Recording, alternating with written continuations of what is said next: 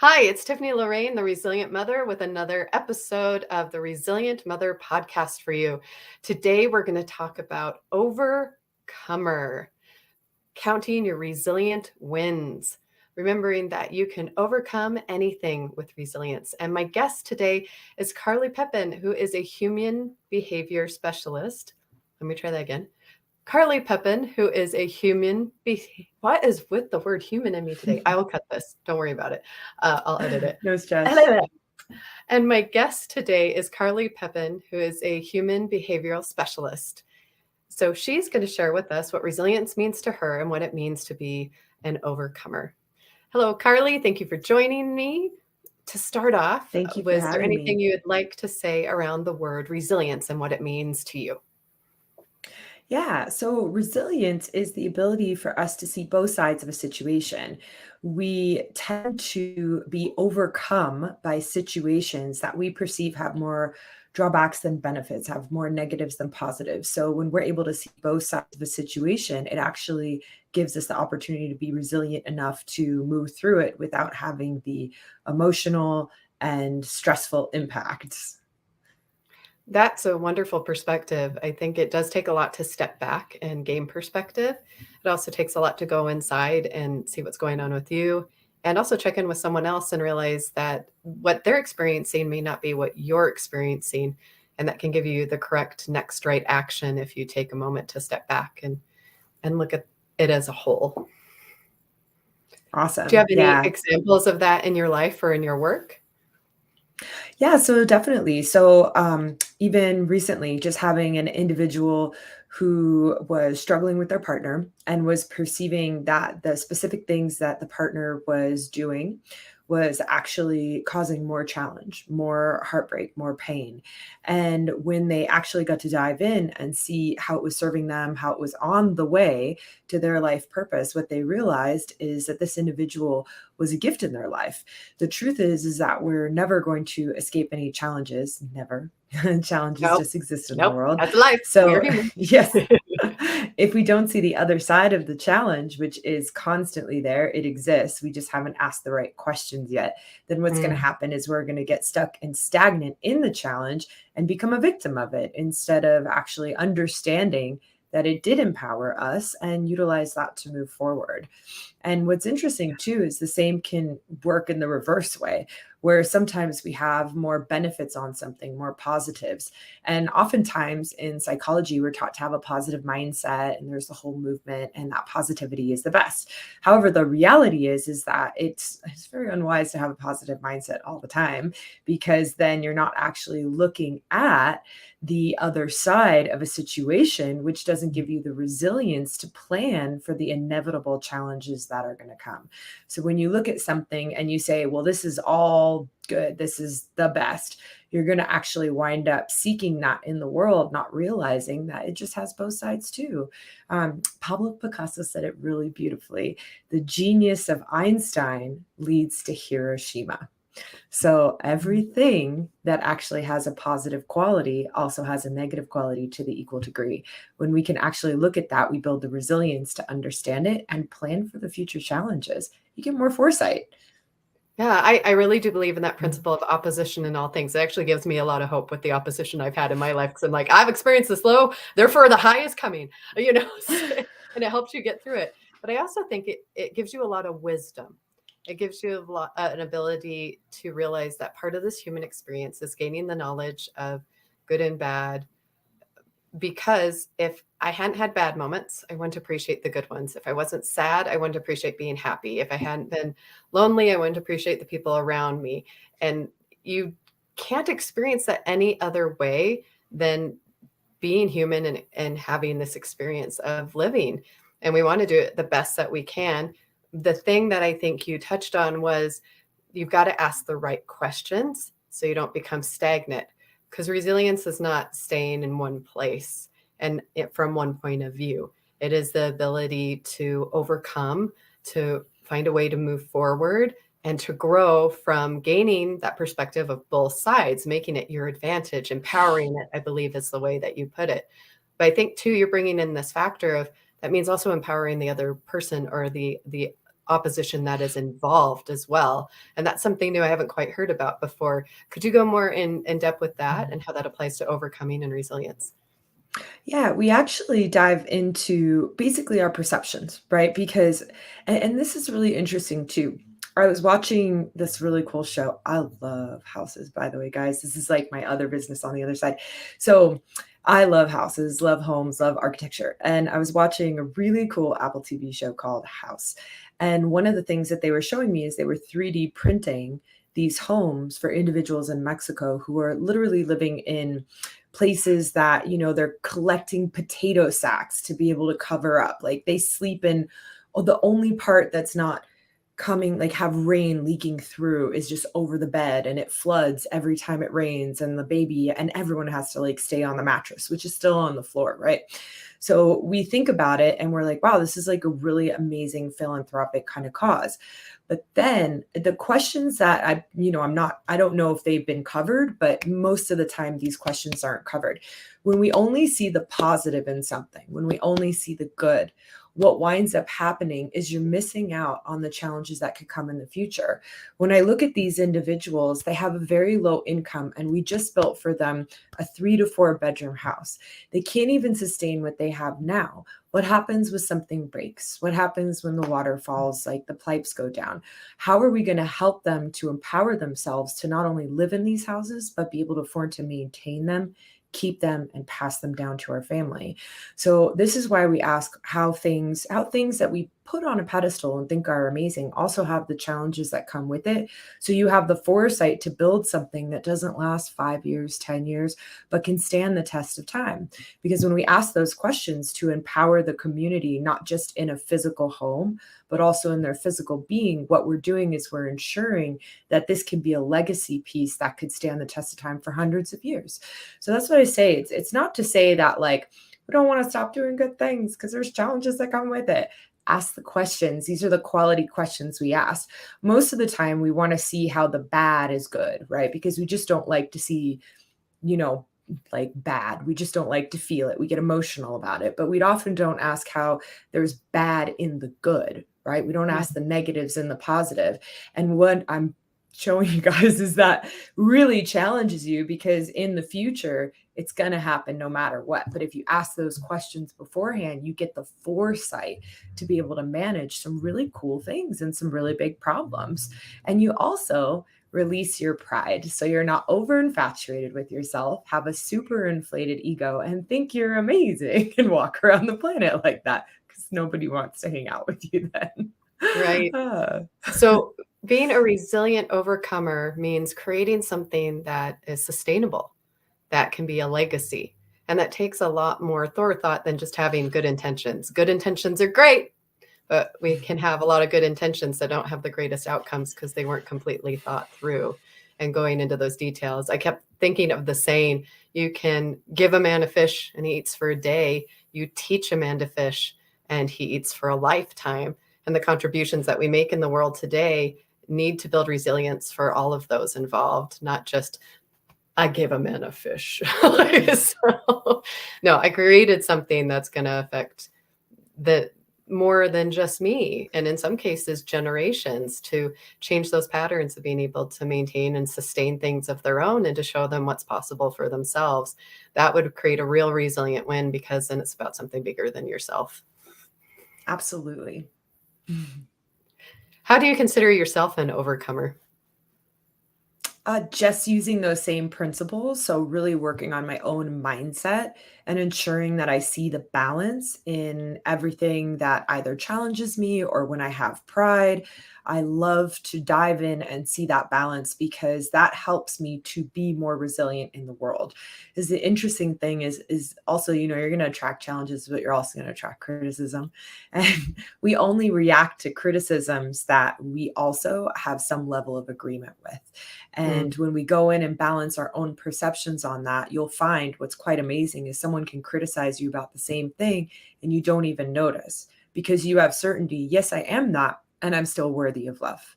And also with the prides that we have, when someone praises you and you kind of get a little dopamine rush. I thought, like, pay Yeah. attention, guys. You get Mhm. like a dopamine rush when you You get do. praised. But remember, that's the same dopamine rush that you get from cocaine. So you get addicted to Ooh, pride. Yeah, exactly. ego. That's why Ooh, it's it trouble. is. It's harder for us to actually squash our pride than it is to remove our shame, because we're getting dopamine rushes from the actual pride hits, right? But when we go in and we actually ask those questions to see the other side and see how that thing that we're so proud of to the same degree causes challenges, what that does is it neutralizes that dopamine rush, which gets you off Mm, the addiction, which means you're not going to go seek that for the rest of your life. And if you're not getting praised, guess what? You're okay. You're okay. It yeah. doesn't matter if you get praised, it doesn't matter if you get criticized. You just get to be you. And what's cool is at the end of the day, everyone just wants to be loved and appreciated for who they are. So start by doing it yourself, and you'll be amazed at who you become in life, exactly who you are. We can do the right thing without putting expectations on others. We can do the right thing and leave it open to be what it's meant to be, as long as we've thought it through completely. Do you have an example of someone you admire who's overcome great things with resilience that you aspire to be like, or who you have worked with? Yeah, so I would change the word admire to inspired, because Mm, whenever we admire someone, we still have them on a pedestal, and we gotcha. basically can't see that whatever's inside of them, we have inside ourselves. What I aspire to be is my most authentic self. I don't want to be anyone else other than myself. I have a lot of individuals who I love to study and research. There's masters over time, Mhm. past, present. And I know there's some that, even in our workshops and one on one clients, I see them building for the future, and I love to learn and grow and study from them and stand on their shoulders. But at the end of the day, the person that I would love to be the most is my authentic self. And I hope everyone feels the same too. And if you don't, go work on it, because I would love you just to be yourself, because you're more magnificent than any person that you've ever compared yourself to. And if you cannot see that yet, it's 100% worth doing the work to ensure that you have that certainty like I do. And part of the Resilient program, we spend time on I am resilient identity. And I recently did a class on that. And it was important because you have to know who you are and your core values so that you can be in alignment with the actions that you take and have real integrity in what you do. And you also speak to something that's near and dear to my heart, that everyone is a unique individual with unique gifts to give to the world, and that someone's waiting for you to show up. And when you do, that also gives them permission to be themselves and to step into their own truth, because they see what it's doing for someone else. When their light shines and is free to glow, it can be contagious and a beautiful thing. I think too, a lot of people don't realize pride is not just putting people below yourself, but as you talked about with the pedestal, it's putting people above yourself. Anytime we put people above us, like I'm not like them, I can't get there, or below us, or I'm better than them, we're in a disharmony with what would be to really contribute well with each other and to collaborate in a way that creates a win-win situation for all of those involved. Yeah, it's very, very true, because we're not meant to have anyone above us or below us. They're just meant to be in your heart. And it impacts what's interesting is sometimes people will say, well, I don't want to forgive this person. I don't let this go, and it's like, it's actually not about them. It's about you. Because Mm, if you actually feel into, just sit there and connect with someone right now, you connect with someone that you are very upset with and you are very angry with, and you would never want to forgive them, right? You just connect with that person and think about them. You're going to feel your physiology change. You're going to feel your body start to heat up. You're going to start to feel anxious. You're going to start to feel angry yourself. And so when I say we work on these components, that you don't want to put anyone below you, it's not actually for them. It's also for you. And when you clear that, you basically, I call it freeing up the real estate in your mind. They have not paid to be there. You have given them a lot of access, a lot of real estate. It's about clearing your own traumas and your own perceptions and your own judgments so that you can get them out of your head, and that can get occupied with what's most important to you, your vision, your mission, your purpose. That's yeah. it. And I feel like children exhibit this so well because they have no sense of comparison. and they don't really have ego at first. And so you can see two kids meet at a park and just run up to each other and give each other a hug. You can see them fall down and just get back up again. It's not even a thought. It's just they know they're just developing into who they are, and they're happy to cheer for others when they do well. In a sense, as adults, I think we get a little jaded and forget to keep in tune with that cheering for someone else is cheering for everyone. What we feel, all humanity feels, we're all connected with the same vibration and energy. And we need to be responsible for the energy that we bring into relationships and into rooms and into areas that we do. We should be able to contribute in a positive way that uplifts everyone.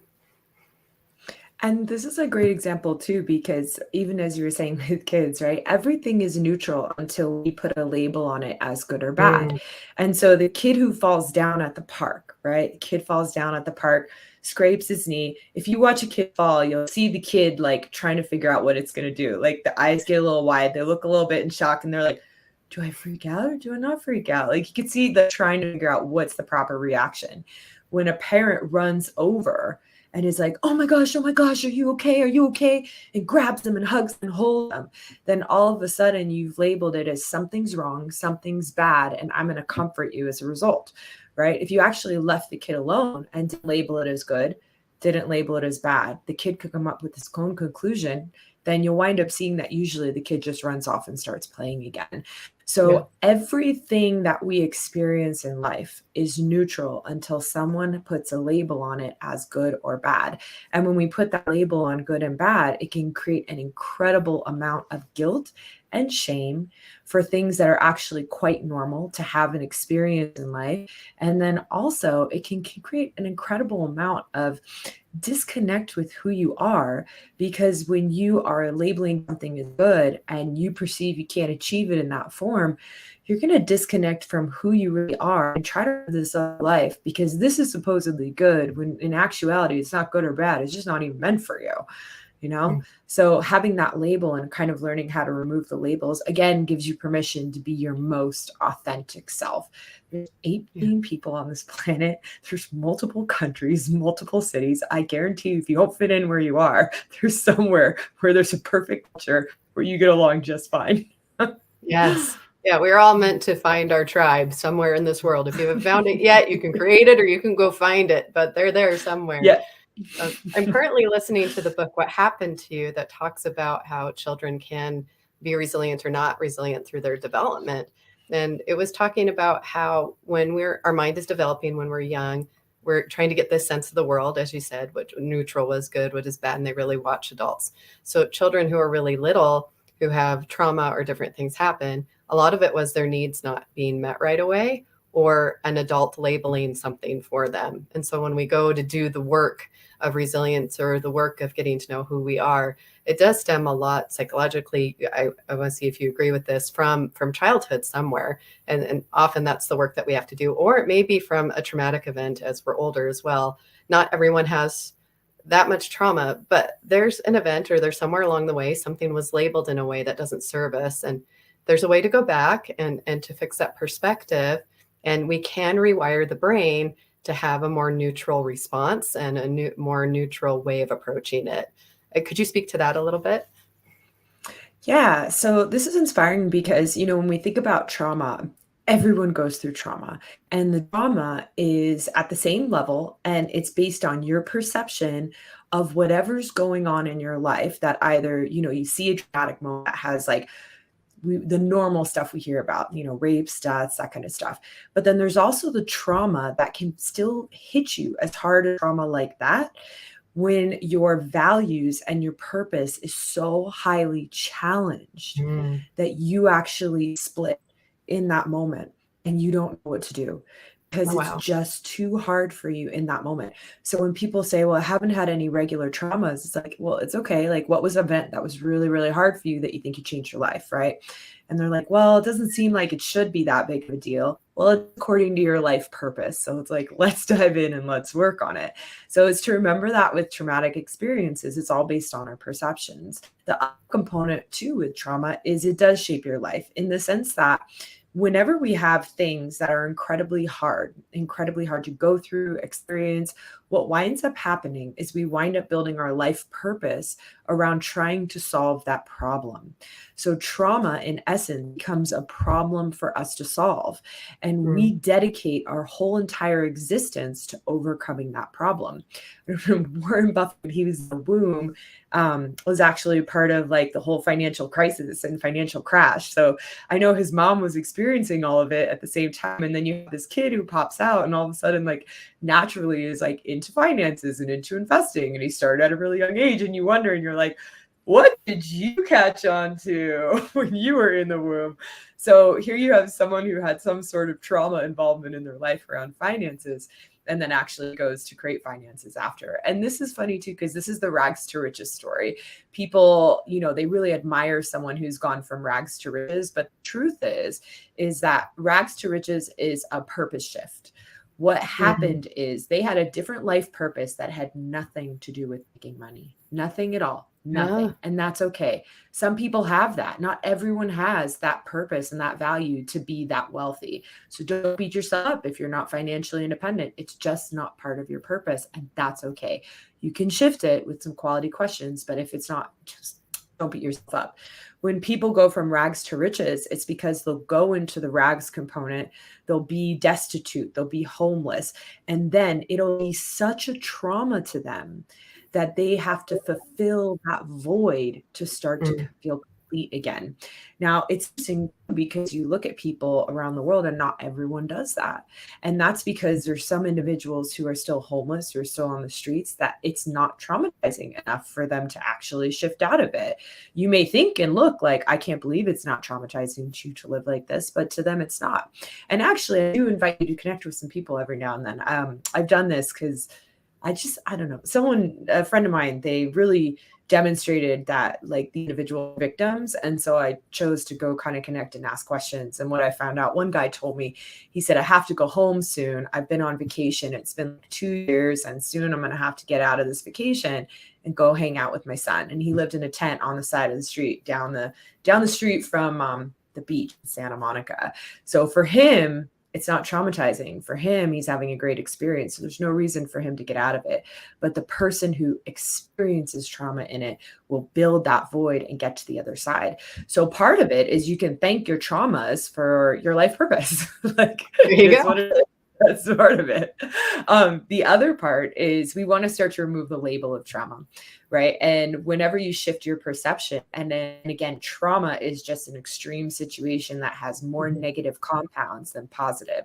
So whenever you shift your perception to see the purpose and why you went through it during that time, all the way up until today, you start to dissolve the label of trauma until you can get to the point that you say, thank you. I love you. I would never go back and change my life. My life is perfect the way it is. This wasn't traumatizing. This was actually just an experience. And I labeled it as traumatizing until I saw the truth. And that's why I like the title of the book, What Happened to You, not What's Wrong with You. It really bothers me when we will label somebody as traumatized or mentally ill, but we won't call somebody a broken arm. The broken arm happened to them. The trauma happened to them. It does not become them unless we label it that way. And it really needs to be a shift in our mindset of these are things that can be overcome, just like you put a cast on a broken arm, that we can shift what that label is. And then there doesn't need to be that shame or that guilt for being human and having the human experience. And you put that so beautifully. And for someone who's wanting to be an overcomer and really resilient, what are some key ways, besides asking the right questions that you mentioned, can they rewire their brain? What are some practices that can help them get them in a label things in a more neutral or positive way? Definitely asking those questions, like, how does this serve me on my mission, vision, purpose? And we ask a lot of detailed, more specific questions in our workshops. And on top of that is ensuring that you're in alignment with your vision, mission, your purpose. Because every day when you're connected to your life purpose, you're more resilient in general. If someone says to me, why don't you just stop? Why don't you just stop doing what you're doing? I mean, it's really hard. You've been working really hard. You've been doing all these things. And I just look at them, I'm like, I don't think I ever can. I just can't. This is my purpose. And if anyone gets in the way of it, I do get feisty. That's when my feistiness comes out. You stepped into it, Yeah. and you have boundaries around it to protect it. Everyone should have boundaries around who they are when they find it. What would you say to somebody that's like, but I don't know what my purpose is. How do I know what my purpose is? Yeah, so this is again like a questions. I'm going to give you just a couple of examples just to kind of give you some insights. Again, this is something that we dive into detail in one of our workshops as well. And we basically ask questions to see what your life demonstrates. See, the thing is we only get off purpose and off track when our judgments step in, when we're trying to avoid being something or we're trying to seek being something. We avoid the bad and we seek the good. Now, remember this, if you are a CEO and you have 5,000 employees under you, and if you don't fire 1,000, the whole company goes down, and then 5,000 people lose their job and lose finances, like it's going to be a huge hit. The stock market will crash. So you kind of have to be a little bit, not just tough, just resilient, but kind of a bit of a jerk to sit down and just be like, great, these are the people we're going to fire. And so we have unrealistic expectations not to actually embrace those part of ourselves and perceive we can make an impact by just being good all the time. And that's not truth. You have hard decisions that you're going to make in life, especially the bigger the impact you want to make, the more complexities that you're going to manage, which means the more you're going to want to learn how to embrace both sides. And the more that you try to repress that part of yourself, the more that you block that vision, that purpose, that impact within you. And it's the same when you're just trying to be one tide and you're trying to be all good. If you're trying to be all good all the time and show up as only a good person, then someone's going to come to you left and right and say, can I have some money? Can I have this? Can I have that? And the more money you have, the more people come to you and ask for money. And all of a sudden you're going to be broke if you're a nice person and you help everyone. And you can't take that and build a philanthropic cause that empowers people.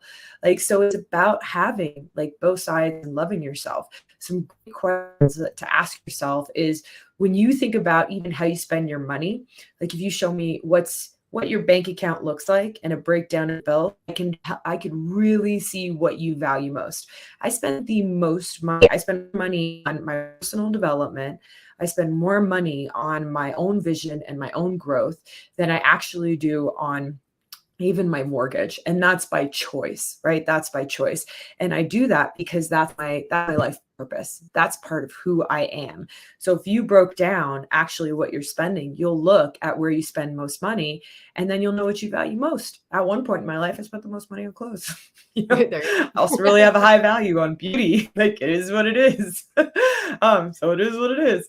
I love myself for it. So checking that out. And then also what really energizes you, because there's certain things that no matter what time of day it is, or if you've had the worst night before, right? Let's say you've had the worst day before, you wake up and you're like, gosh, it's awful. But then you can get on, like I can get on the phone with a client no matter what's going on. I can get on a podcast or what's going on in my life, right? I love speaking and I love teaching. It gives me the energy and everything else fades away. Find what is going on in your life present day where you get those hits of energy. And the more that you can refine this and the more specific you get, what you're doing is you're going to start to design your life around everything that is around your vision, because you are the most resilient, because you are not willing to let go of it. Any challenges that come your way, you're not willing to be overcome, and your executive center comes on board and tries to figure out what's going on. Elizabeth Blackburn has a great video about telomeres and how our brain actually expands and grows when we're living a more purposeful life, and that when we're not, it's a TED Talk, it's really cool. When we're not, they actually shrink and expand. So if you're not living a purposeful life, your telomeres, which is also responsible for aging, are shrinking and expanding. You're aging faster. So get out there. Figure it's it out. very important to understand your Yeah, why. it's really important. Really clear on Yeah. why you're doing things. So, and I hear that a lot when you're low on energy, attached to your why. When you overcome an obstacle, reattach to your why. Yes. Once that becomes clear, that can be your central force and what keeps you centered. And I love how you keep talking about being centered and balanced. And I'm hearing like yin and yang. And I think that's a really unique way to look at being resilient and being an overcomer that I don't think I've brought to the podcast before. So I really appreciate you bringing that point of view and some of the science behind it and all of those things. It's been a pleasure to have you here. Where can our guests find you if they would like to dive deeper with you on these topics? Yeah, you can find me on my website, which is carlypepin.com. And there's all my social media stuff and workshop information as well.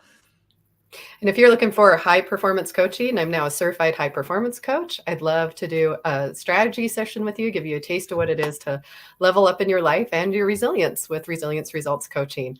Thank you for being here today. If you'd like to be a guest, feel free to reach out to me on Facebook Messenger is the easiest way to get a hold of me. And you can find that right down here. And I'd love to have you on to talk more about resilience because you guys got this, resilient you, and we'll see you next time. Thank you, Carly.